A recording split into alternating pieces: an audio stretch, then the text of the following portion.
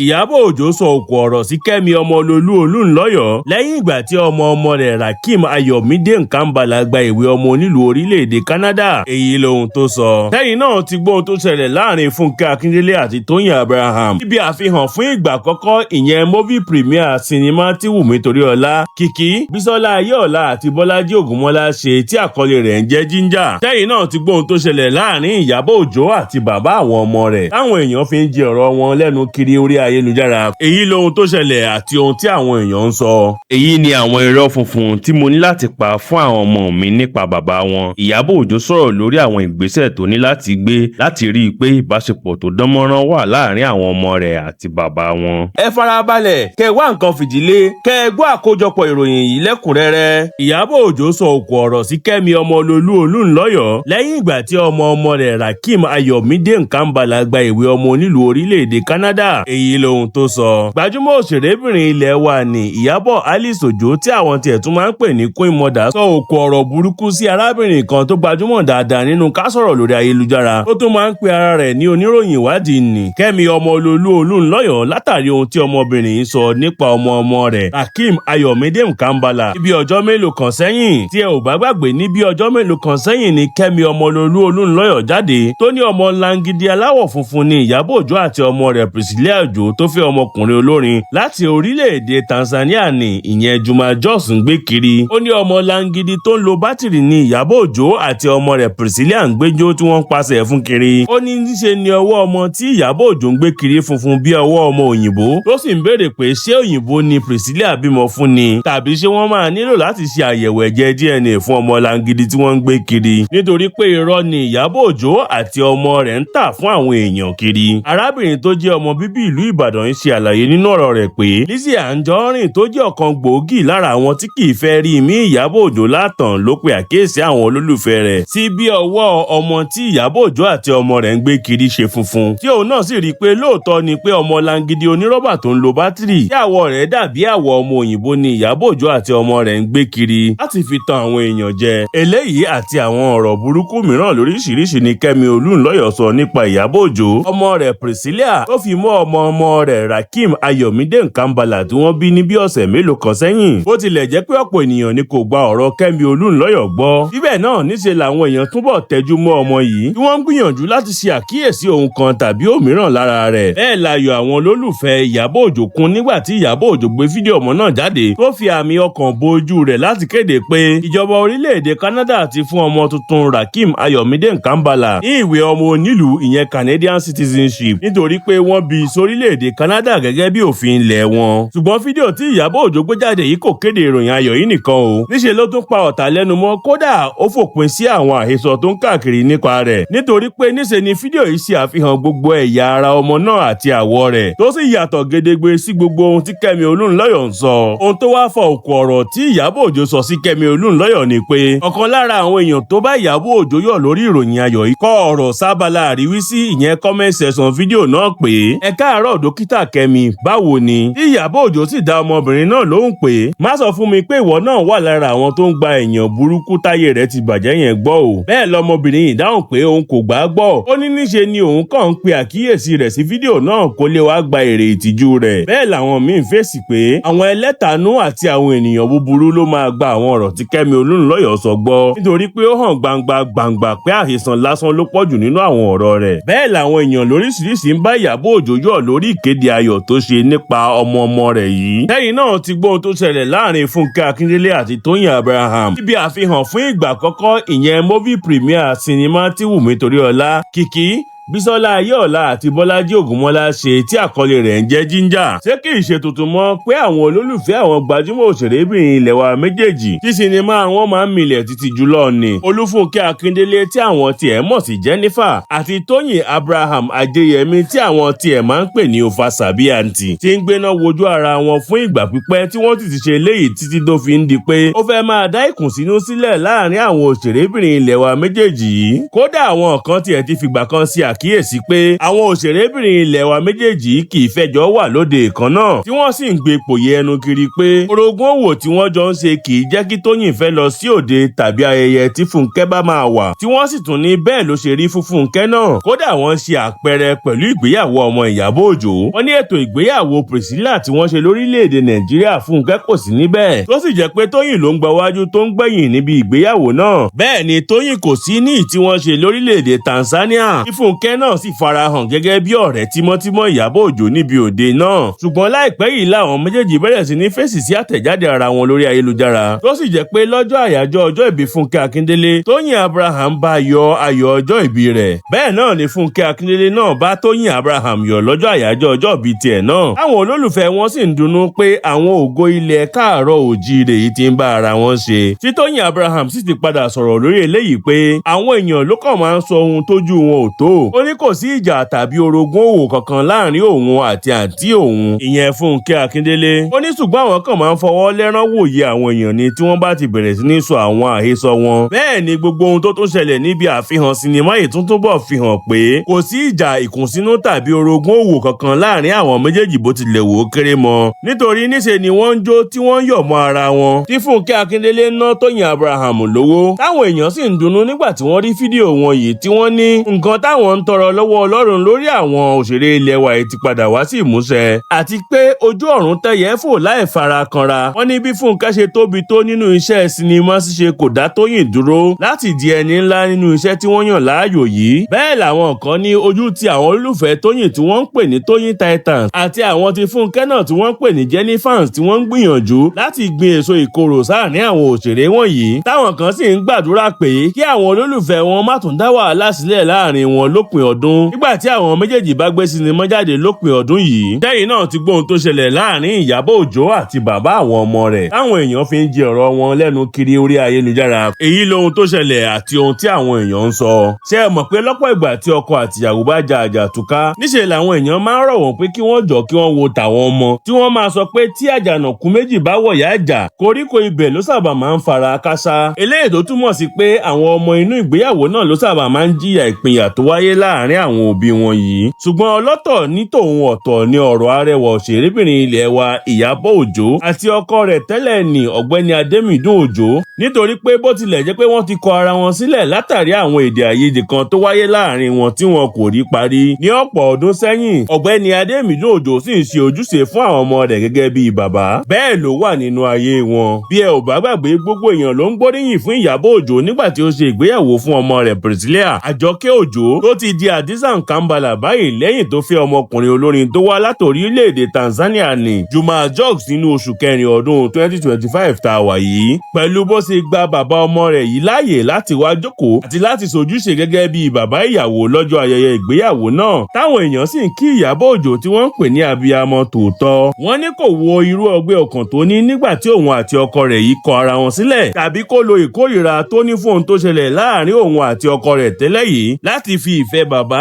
àti ìtọ́jú jẹ àwọn ọmọ rẹ̀ níyà. Bẹ́ẹ̀ ni kò ṣe ìdènà fún bàbá àwọn ọmọ rẹ̀ yìí láti ṣe ojúṣe fún àwọn ọmọ rẹ̀. Ṣùgbọ́n eléyìí tó tún wá ṣẹlẹ̀ lẹ́nu ọjọ́ mẹ́ta ẹ̀ tún wá dé gbogbo ọ̀rọ̀ yìí ládé o. Pẹ̀lú bí ọ̀gbẹ́ni Adémídùn Ojo ṣe tún gbéra láti orílẹ̀-èdè Amẹ́ríkà tó wà lọ sí orílẹ̀-èdè Canada láti rí i dájú pé òun lọ wo ọmọ òun kó tó di pé wọ́n máa padà sí Tanzania. Pẹ̀lú ẹ̀rín ìdùnnú àti ayọ̀ ni ọ̀gbẹ́ni Adémídùn fi pàdé ọmọ rẹ̀ yìí. Bó ṣe gbé e dání ló ń wojú rẹ̀ tó ń rẹ́rìn músẹ́. Bẹ́ẹ̀ ló hàn gbangba lójú rẹ̀ pé tán bá gẹṣin nínú ọ̀gbẹ́ni Adémídùn kò ní kọsẹ̀ rárá. Eléyìí làwọn èèyàn tún rí tí wọ́n sì tún bẹ̀rẹ̀ sí ní gbóríyìn fún Iyabo Ojo àti ọkọ rẹ̀ tẹ́lẹ̀ yìí fún ọgbọ́n, ìwà ìrẹ̀lẹ̀ àti sùúrù tí wọ́n fi ń bá ara wọn lò, pàápàá jùlọ lórí ọ̀rọ̀ àwọn ọmọ wọn tí wọ́n ní níṣe ló yẹ kí gbogbo òbí tó ti pínyà máa wò wọ́n gẹ́gẹ́ bí àwòkọ́ṣe rere pẹ̀lú bí wọn ò ṣe jẹ́ kí ìjà tó wà láàrin wọn pa àwọn ọmọ wọn lára. Bí àwọn kan ṣe ń lu Iyabo Ojo lọ́gọ ẹnu fún bó ṣe gba bàbá àwọn ọmọ rẹ̀ yìí láàyè láti ṣe ojúṣe lórí àwọn ọmọ rẹ̀ tí kò sì gbin èso ìbànújẹ́ sí wọn lọ́kàn nípa bàbá wọn. Bẹ́ẹ̀ ni kò jẹ́ kí ìbínú àti ìkorò dí àwọn ọmọ rẹ̀ lọ́wọ́ láti gbádùn ìfẹ́ bàbá wọn. Bẹ́ẹ̀ làwọn míì ní ọ̀tọ̀ ni kí obìnrin fún bàbá àwọn ọmọ rẹ̀ láàyè láti ṣojúṣe, ọ̀tọ̀ sì ni kí ọkùnrin náà jẹ́ bàbá dáadáa tó dúró ti àwọn ọmọ rẹ̀ ó sì ní àfojúsùn rere fún wọn. Wọ́n ní irú bàbá dáadáa yìí ni ọ̀gbẹ́ni Adémídùn bó tilẹ̀ jẹ́ pé ó ti ní ìyàwó míì. Fúndìí èyí bí wọ́n bá ṣe ń gbóríyìn fún Iyabo Ojo ni kí wọ́n máa yin bàbá àwọn ọmọ rẹ̀ yìí nítorí pé òun náà hùwà hùwà bí bàbá dáadáa tó nífẹ̀ẹ́ àwọn ọmọ rẹ̀ dénúdénú tó sì hàn nínú gbogbo ìṣesí rẹ̀. Èyí ni irọ́ funfun tí mo ní láti pa fún àwọn ọmọ mi nípa bàbá wọn. Gbajúgbajà òṣèrébìnrin ilẹ̀ wa ni Iyabo Ojo tí àwọn olólùfẹ́ rẹ̀ tún máa ń pè ní Queen Mother ti sọ̀rọ̀ lórí ipa tó ń kó láàrin àwọn ọmọ òun, ìyẹn Festus Ojo àti Priscilla Àjọkẹ́ Òjó àti bàbá wọn, láti rí i pé ìbáṣepọ̀ tó dánmọ́rán wà láàrin àwọn ọmọ rẹ̀ yìí àti bàbá wọn. Nínú ìfọ̀rọ̀wérọ̀ kan tí Iyabo Ojo ṣe ló ti ṣàlàyé pé mo ní àwọn irọ́ kan tí mo máa ń pè ní irọ́ funfun. Ìtàn mi lè dáni lórí rú, kódà ó yẹ kí n kọ̀wé lórí ìtàn ìgbésí ayé àti ìrírí mi, nítorí pé nígbà tí mo bá jókòó síwájú dígí tí mò ń wo ara mi, mo máa ń béèrè lọ́wọ́ ara mi pé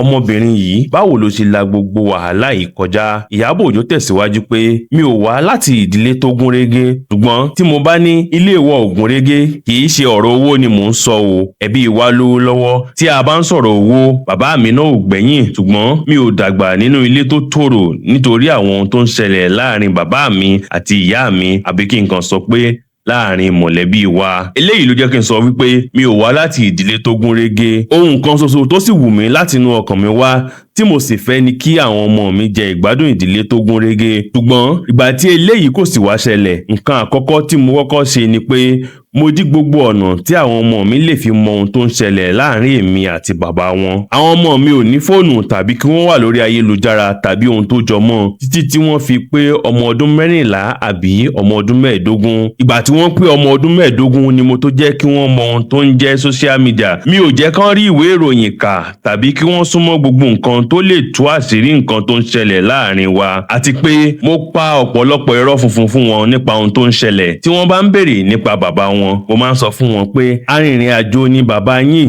Ọ̀pọ̀lọpọ̀ ìgbà ló máa ń wà lórí ìrìn àjò tí kì í sì ráyè wálé. Ọ̀nà àtijẹ àtimu ló ń bá kiri. Fún ìdí èyí, wọn ò mọ̀ pé ìpínyà ti wà láàrin wa fún ọ̀pọ̀lọpọ̀ ọdún. Mo máa ń rí dájú pé gbogbo ìgbà tí bàbá wọn bá ti wá láti ṣàbẹ̀wò sí wọn, mo máa ń fún láàyè láti rí àwọn ọmọ rẹ̀, tí mi ò sì ní wo ti irú inú tó lè máa bí mi sí bàbá àwọn ọmọ mi. Mo máa ń jẹ́ kó rí àwọn ọmọ rẹ̀, kí wọ́n fara yí, kí wọ́n bá a ṣeré. Mo sì tún máa ń ra oríṣiríṣi ẹ̀bùn fún wọn lórúkọ bàbá wọn. Tó bá tún dìgbà ọdún Kérésìmesì àti ọdún tuntun, mo máa ń ra àwọn ẹ̀bùn lórúkọ bàbá wọn fún wọn. Ọ̀pọ̀ ìgbà ni mo máa ń ní láti ra ẹ̀bùn oríṣi méjì, ọ̀kan láti ọ̀dọ̀ mi, èkejì láti ọ̀dọ̀ bàbá wọn. Mo sì máa ń rí dájú pé tí bàbá wọn máa ń tóbi ju tèmi lọ. Tí ẹ ò bá gbàgbé, nínú ìfọ̀rọ̀wérọ̀ kan tí Iyabo Ojo ṣe ní bí ọdún díẹ̀ sẹ́yìn ló ti ṣàlàyé àwọn ọ̀rọ̀ kan lórí ìgbéyàwó rẹ̀ àti àwọn àbámọ̀ tó ní lórí ìgbéyàwó náà, níbi tó ti ṣàlàyé pé òun ò fẹ́ràn láti máa ṣàlàyé nǹkan tó ṣẹlẹ̀ láàrin òun àti ọkọ òun yìí nítorí òun bọ̀wọ̀ fún àwọn ọmọ òun. Ṣùgbọ́n nǹkan tó ṣẹlẹ̀ láàrin òun àti bàbá àwọn ọmọ òun yìí ni wípé ìwà wọn kò bára mu. Nígbà tí Iyabo Ojo ń ṣe àlàyé yìí, ó ní lẹ́yìn àsìkò díẹ̀ tí mo pàdé rẹ̀ ni a ṣe ìgbéyàwó. A ò ní àǹfààní láti mọ ara wa dáadáa. Mo jẹ́ ọmọ ọdún 21 nígbà náà. Láàrin oṣù 3 tí mo pàdé rẹ̀ ni mo lóyún, èyí tó ṣokùnfà ìgbéyàwó wa láàrin oṣù 6 tí a pàdé. Àsìkò yìí kéré jọjọ.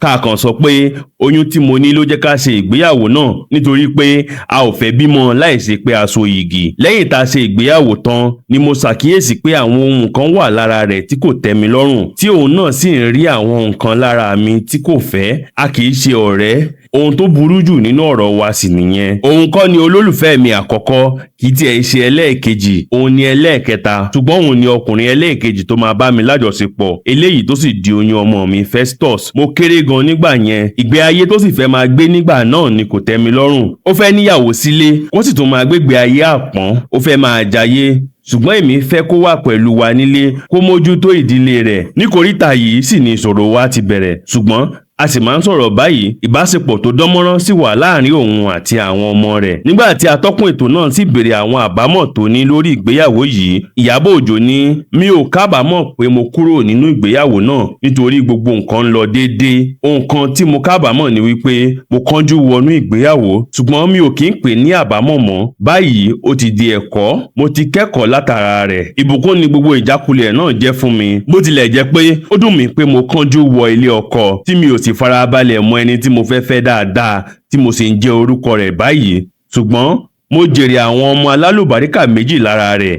eléyìí tó sì ju ohunkóhun lọ láyé. Iyabo Ojo tó sọ nínú ìfọ̀rọ̀wérọ̀ míì pé ká ní pé òun mọ àwọn nǹkan tí òun mọ̀ báyìí bóyá òun ìbá má kúrò nílé ọkọ àárọ̀ òun yìí. Lẹ́yìn èyí ló sì tún gba àwọn ọmọdébìnrin níyànjú láti rí i dájú pé wọ́n mọ ọkọ àfẹ́sọ́nà wọn dáadáa kó tó di pé wọ́n ṣe ìgbéyàwó. Òṣèrébìnrin yìí ṣe ìgbéyàwó pẹ̀lú ọ̀gbẹ́ni Adémídùn Òjó ní ọdún 1999 tí wọ́n sì bí àkọ́bí ọmọ wọn ọkùnrin tí orúkọ rẹ̀ ń jẹ́ Festus ní ọdún 1999 kan náà, tí Ọlọ́run sì tún fi ọmọ ẹlẹ́ẹ̀kejì ta wọ́n lọ́rẹ tí orúkọ rẹ̀ ń jẹ́ Priscilla Àjọkẹ́ Òjó. Ojúmọ́ ayọ̀, ojúmọ́ ìdùnnú, ojúmọ́ ìfọ̀kànbalẹ̀, ojú òní ń pọ́n yín o. Tọ́lójú owó ìpọ́n dàda kò sí epo ìtàyìn lórúkọ tá a mú sẹlẹ́dẹ̀ ìjárò ó ní ẹ̀ ní fìnira ṣayé. Níbi tójúmọ́ ti mọ́, ibi tílẹ̀ ti ń sú, ibi tẹ́ ẹ ti ń sùn, ẹ ní jílé kú lọ́wọ́ o. Àdé ìdásọ ọ̀daràn ẹ̀ ní dáràn ayé o. Orúkọ èmi tí mò ń sọ̀rọ̀ ni Aṣíwájú Ìyálóde ní ìlú Ìpàṣà. Mo jẹ́ Ìyálóde ní Ọ̀yọ́ State fún àwọn Àgbẹ̀kọ̀yà. Mo jẹ́ Ìyálájé Ọ̀yọ́ Empire. Mo jẹ́ Ìyámọ̀kun àgbáyé. Èmi náà nìyá gbogbo ní Ọ̀yọ́ Aláàfin. Ẹ kú ojúmọ́, ojúmọ́ ayọ̀, ojúmọ́ ire o. Ojú tó mọ yín lónìí ẹ̀ ní jáde lékú lọ́wọ́. Mo wá pè wá sákìyèsí pé ewé ń bẹ o fẹ́ni tó bá mọ̀ ọ́n lò. Ṣé ẹ rí eléyìí ìpara ẹ̀yọ́nú ni, ìpara àánú, ìpara ẹ̀yọ́nú. Ń ṣiṣẹ́ fájé, ìwọ tó gbé ṣọ́ọ̀bù kalẹ̀, ìwọ tó ní ṣọ́ọ̀bù, ìwọ tó ń wá gbéga, ìwọ tó fẹ́ dépò kan. Ọkùnrin lè lò fóbì, obìnrin lè lò fọkùnrin, wọ́n mọ̀ nífẹ̀ẹ́ rẹ ni. Gbogbo ibikíbi tó bá ń dé, ò ní rí wàhálà kankan. Ṣé ẹ rí ìpara èyí náà ọ̀fà ni. Ẹlòmíì gbogbo ara ọmọ ta, nǹkan mọ̀ sọ kúlúkúlú, ọ̀fà ní ṣiṣẹ́ fún. Ṣé ẹ wá rí ọṣẹ yìí? Ọṣẹ ṣe mí kó kúrè. Dèdè ń tọ́ ọba rò náà lọ́ọ̀gbà. Bọ́ bá ní kó kú, ìwọ ní ó kù. Tọ́ bá ní kíní kó ṣe, ló ṣe. Ẹ̀ẹ̀mejì lóṣù lèèyàn á wẹ̀. Nǹkan ń bẹ bí ẹ bá rìn dé lòpin ìran. Àìrìn jìnnà ní òjì arábù kí ọ̀kẹ́rẹ́ béèyàn bá rẹ gbọ́ kí yóò rí sọ́jà ẹyẹ. Ṣé ẹ rí ọṣẹ yìí? Ọṣẹ ajé ni. Kò sí bó ṣe máa wẹ̀ tó ní rájé jẹun tó ní rájé lò. Bó o ti lówó tó máa wẹ̀ gbá lè rí ọmọ ilé sí ni. Èlé lobìnrin ra nǹkan ọbẹ̀ lọ́jà. Bó o tí ì ní rà máa wẹ̀. Ó lè sí lówó, ó lè sí lọ́mọ, ó lè sí lálàáfíà, ó tún fi ìnira ṣayé rẹ mọ́. Ṣé ẹ rí ọṣẹ èyí? Ọṣẹ ajógo rèé o. Ọṣẹ ají ògo rèé. Ẹni tégùn bá ń bẹ lórí ẹ̀, ègún elégùn, èpè elépè, ègún tó mọ̀ gbà tí ẹ ń dá. Ó wẹ̀ ègún burúkú padà. Ọṣẹ ègún rèé o. Wọ́n ti fa àwọn àdìrádìran wa ré ni. Ègún burúkú ó kó ilé ayé rẹ. Ṣé ẹ rí ọṣẹ eléyìí àtúndè ni? Ìwọ tó ń jẹun látojú oorun, ìwọ tó ń lálàkálà, ìwọ tó ń bómi láṣepọ̀, tó ń forí kó jàǹkáwọ̀, bọ́ ọba ti ní lọ tó bẹ̀rẹ̀ sí ní wẹ̀, o tún rí wàhálà kankan mọ́, o tún forí kó nǹkan kan mọ́. Torí ẹni tí bá ń bómi sùn lójú oorun, ẹni tí ń fojú kó jàǹkáwọ̀, ẹni tí ń jẹun látojú oorun, ó dàbí ẹni wọ́n gbá pẹ̀rẹ̀ ajáde síwájú tí ń pọnmi sí ikú lékún. Ayé ò ní gbogbo rẹ lò. Ṣé ẹ rí ọṣẹ eléyìí tí mo gbé dání?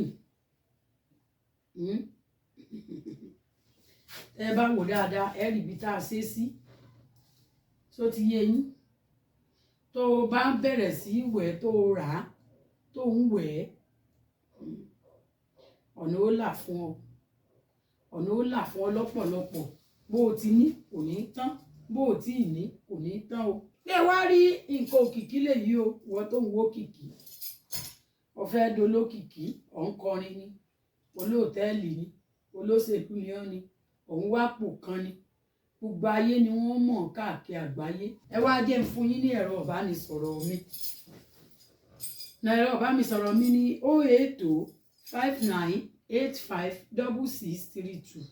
Lẹ́ẹ̀kan sí 08059856632. Orúkọ mi ní Ìyálóde, Aṣíwájú Ìyálóde Ìpàṣà, Ìyálóde Àgbẹ̀kọ̀yà fún Ọ̀yọ́ State, Àyọ̀kẹ́ Olórìṣà, Aṣíwájú Ìyálóde. Àdúrà yín ó gbà o. Mo wà ní Ọ̀yọ́ Aláàfin. Kò sí gbogbo ibi tó bá ti ń bọ̀ láti gbogbo àgbáyé. Tó o bá ti dé Ọ̀yọ́ gangan bọ́lẹ̀ Lówódé lọ́yọ̀ọ́.